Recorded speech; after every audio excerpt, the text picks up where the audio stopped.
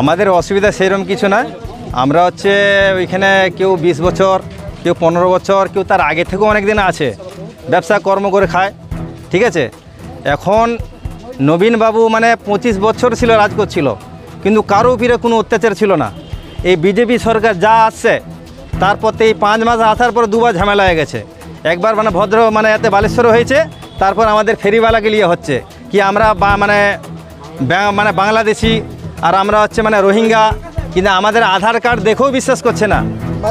এইরকম মারধর করতেছে আমাদেরকে। হ্যাঁ, পৌঁছেছি এবার মানে লুকিয়ে আমরা পৌঁছিয়েছি, রাতে গাড়ি ছেড়ে আমরা বেরিয়েছি, হঠাৎই মারধর আমাদেরকে।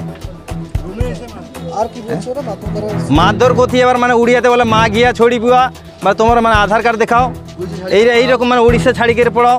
উড়িষ্যার মানে উড়িষ্যা তো মানে আমাদের যে আমরা যদি 1 লাখ থাকি ওয়েস্ট বেঙ্গল মানে এতে উড়িষ্যাতে, কিন্তু আমাদের বেঙ্গলে মানে উড়িষ্যার মানে বাসিন্দা তারা মানে বাসিন্দারও যে 2 লাখ আরও বেশি।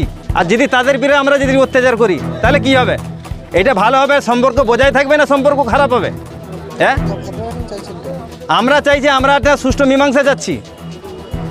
হ্যাঁ, আমরা তো গন্ডগোল করতে যাইনি।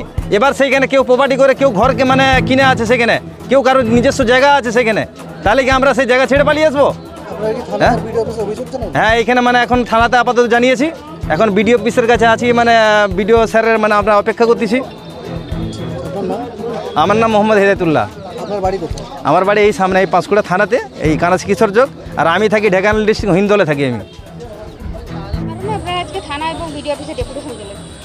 কারণ বলতে ম্যাডাম, আমরা উড়িষ্যাতে ভদ্রকে থাকি, কাচারিতে ফেরি ব্যবসা করি।